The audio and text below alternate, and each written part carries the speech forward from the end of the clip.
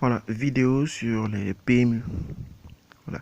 Quand vous avez le PMU, vous cherchez le rang du premier jusqu'au dernier. Le rang est établi là. Ce rang-là, 5 jusqu'à 10.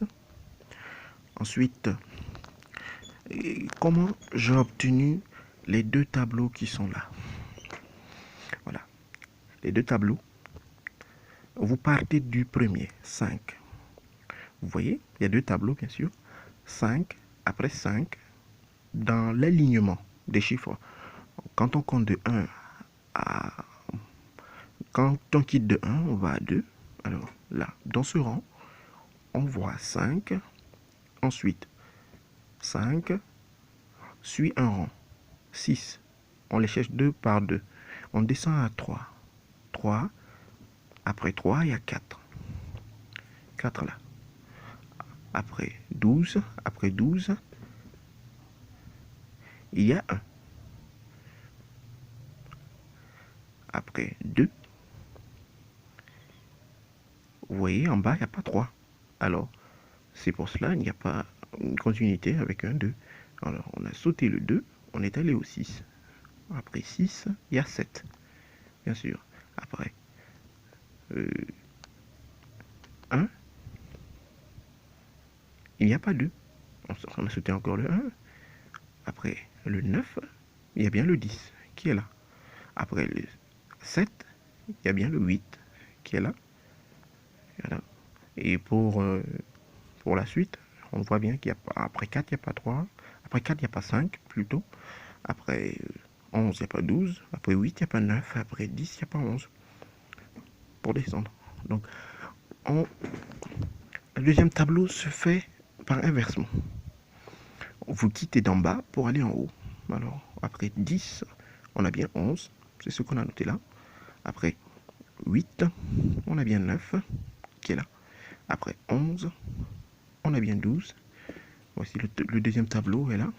Le deuxième tableau est là. Voilà. Après 4, on a bien 5.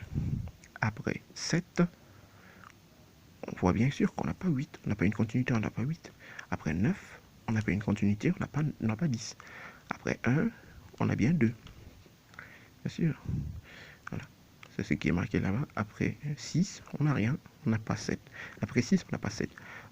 Après 2, on a bien 3. Et 12, on n'a pas de suite. 12 n'a pas de 1 comme suite. Voilà. Et ça se fonctionne comme un cercle. Vous quittez de 1, vous allez à 2, à 3, à 4, à 5, à 6, à 7, à 8, à 9, à 10.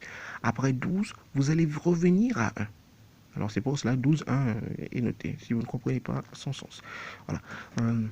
Après avoir fini ça, vous divisez le rang en deux parts. Si c'est un nombre impair, là on a un nombre pair. Si c'est un nombre impair, vous considérez comme si le nombre total, si c'était 13 par exemple, 13 chiffres, alors la division va donner 7 en haut et 6 en bas. 7 en haut, 6 en bas. Voilà, ici on a le nombre pair, c'est 12. Alors on divise en 2, on a 6 en haut, 6 en bas. 6 nombres en haut, 6 nombres en bas. Alors les 6 d'en haut sont des favoris et les 6 d'en bas, vous considérez ça comme des tocards. Voilà. Et voilà. Et quand on a fini ça, on revient à notre tableau, le premier tableau, les chiffres d'en bas, les chiffres qui sont apparus en bas. Vous considérez les favoris. C'est les favoris qui sont encadrés. Est-ce que 6 est un favori? Oui, c'est un favori. Il est en haut. Il est dans la séparation. Non, on voit bien sûr que le 6 est en haut. Le 4, il est en haut. Le 4, non. Le 4 est un tocard. Donc on ne l'encadre pas. Le 1 est un tocard. Non, non, il est un favori. Voilà. Et ainsi de suite. 7 tocards, 10 tocards, 8 tocards. Voilà. Et qu'est-ce qu'il y a? Vous obtenez 2 favoris. Si vous faites ça et que vous obtenez 6 et 1, ainsi comme cela, dans le premier tableau, 6 et 1, 6 et 1. Voilà. Vous choisissez, vous prenez toujours, vous regardez dans le rang, entre 6 et 1, celui qui est en haut, c'est le 6. Alors c'est 6 qui vient. Donc, voici l'arrivée. L'arrivée est là.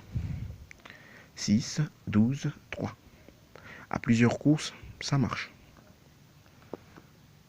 Le 6, 12, 3. Et quand vous prenez le 6, ne doutez même pas, dans le deuxième tableau, la suite des chiffres est dedans.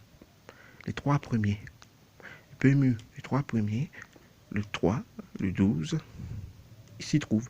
Dans plusieurs courses, ça marchera.